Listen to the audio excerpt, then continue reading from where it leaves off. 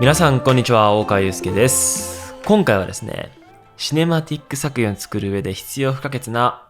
トランジションを皆さんにお伝えしたいなと思っています。で、僕のね、シネマティック作品といえば、トランジションがすごくね、印象的だと思うんですけれども、僕もね、動画を始めた、5年以上前からトランジションに対しての意識がものすごく高くてですね、やっぱりカットとカットをこのシームレスにつなげるか。これがものすごく重要になってくるんですね。で、いっぱい作品を作ってきて、ここ1、2年ぐらいの作品をこうやって振り返ってみても、なんか、4つしかないなと思ったんですね。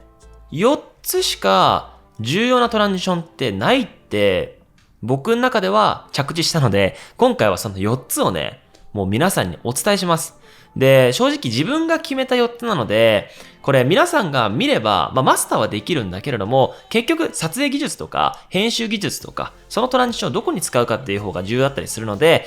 皆さんもね、ぜひ最後までご覧いただき、自分のその作品をね、アップデートするための、知識にしていただけたらなと思っています。それでは早速解説していきます。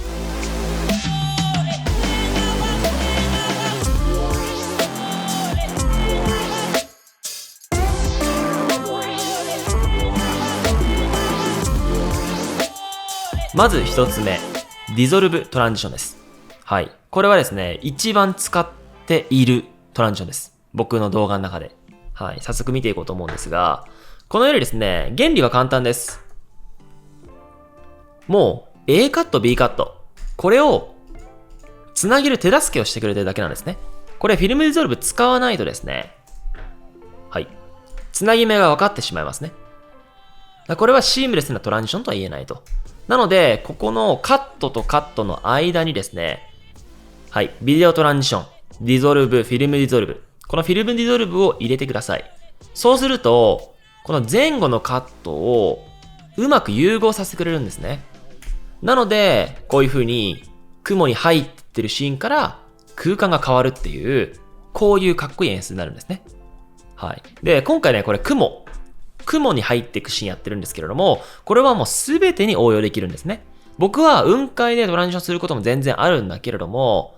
今回これですね、FX3 に使ったタイムワープ、雪のシーンから、こういうスタジオのシーンに切り替えるとき。これも撮影時にですね、しっかりとこの雪で手前をぼかして、次、スタジオでも手前黒でぼかして起き上がると。こういう撮影時にまず意識しているってことが一番大事ですね。で、この間をつなげてあげる手助けをフィルムディゾルブで行うと。はい。で、このね、撮影に関してはもう、撮影時が綺麗すぎて、もう正直フィルムディゾルブいらないんですよね。で、こういうフィルムディゾルブがいらないぐらい綺麗につながっているカットってのが、僕の中ではもう最強のトランジションだと思っているので、もうエフェクトを使わなくても綺麗につながるような撮影を心がけていただけたらと思っております。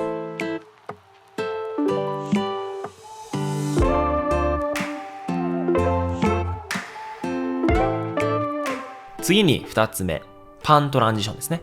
で、これね、正直ね、パントランジションってカメラを振ったりする時に使ったりするんだけど、今回僕が参考で持っているのは、エレベータトランジションというか、ほぼフィルムディゾルブなんだけれども、空間が横スライドするとか、上スライドするとか、そういうね、つなぎ方をご説明します。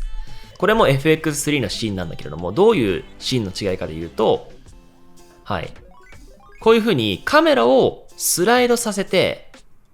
次のシーンに行く。はい。一応ね、これフィルムディゾルブって全てに使うって言ったんだけれども、こういうシーンにもフィルムディゾルブって使うんですね。なので、ほんと基礎中の基礎ではあるんだけれども、ちょっとそのカメラの使い方とか、動かし方、空間の移動の仕方みたいなものが若干違います。これが僕の中では、エレベータートランジションってよく言うかな。この場合は空間がジンバルを上に上げているから、上に行って別シーンに変わる。なのでさっきのディゾルブに若干近いんだけれども、こういう手前をぼかして滑らかに次のシーンに切り替わるエレベータートランジションみたいなものはすごくね、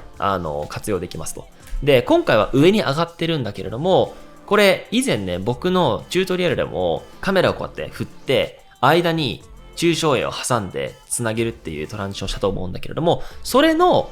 シンプルバージョンですね。なのでこの間に結構いろんなごちゃごちゃしたシーンが入ってても綺麗につながると。はい。なので二つ目のねトランジションとして、ほぼディゾルブなんだけれども、エレベータートランジションないしはパントランジションとして、認識しておいていただけたらと思っております。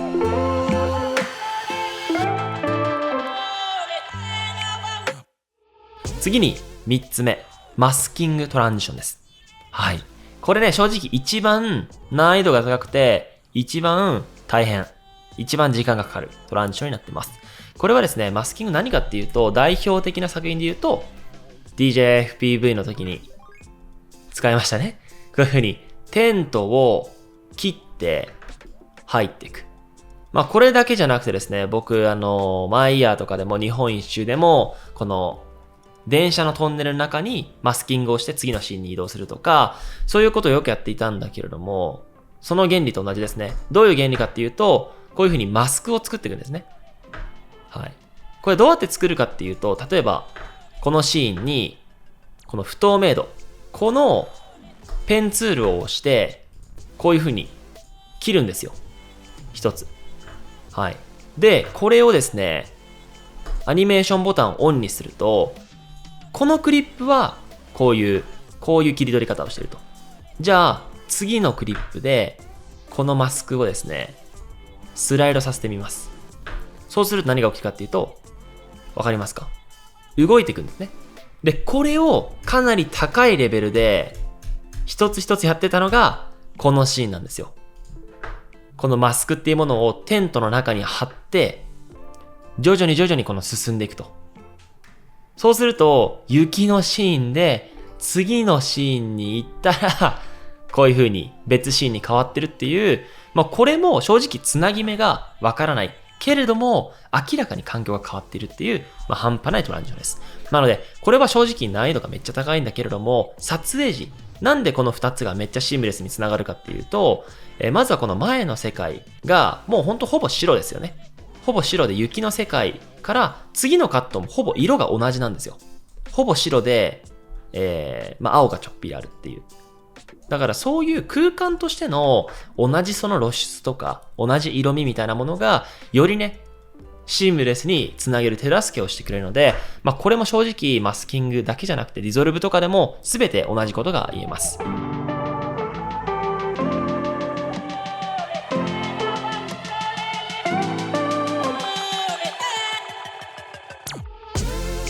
次に4つ目、マッチカットです。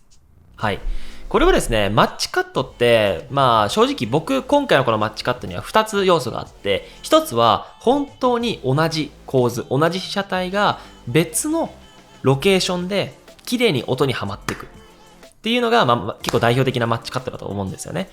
マイヤーでも最近使ったと思うんですけれども、車こうやって走ってて同じ車の位置で次のカットに行くみたいな。それが、一つ目のマッチカット、トランジションですね。で、もう一つはですね、動作でマッチさせるっていうやり方があるんですね。これは僕の中で結構、皆さんに明言はしていなかったけれども、編集時によく意識していたトランジションです。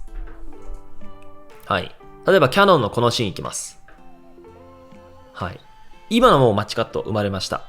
これはですね、カメラをこうやって動作的に反転させてますよね。反転させる。この反転させるシーンを別アングルで撮って、で、同じ動作をまた別アングルで撮ると、ここで綺麗に繋がるんですね。もう一回いきます。っていう、この動作のマッチが僕のシネマティック作品では結構使うシーンがあります。なので、僕の作品、このね、チュートリアルを見た中で皆さんもう一回作品見返してほしいんですけれども、僕のかっこいい作品ってのは、基本的にこの4つのトランジションでしか生まれていないので、その使い方がシンプルに、うまいだけです。うまいって自分で言うのはキモいけれども、本当にこの音に合わせて、どういうトランジションを活用するかっていう選択肢が自分の頭の中には無数にあるので、それが一つの作品になっていると。なので、今回はね、かなり簡潔に皆さんにこのトランジション4選をお伝えしたんですけれども、撮影がすごく大事。で、そのトランジションをこの4つを活用した上で、最終的にどのように使うかってのが、大事だと。あとは空間を合わせるためのこのカラーグレーディングとか露出調整みたいな感じで、作品を作ってみてください。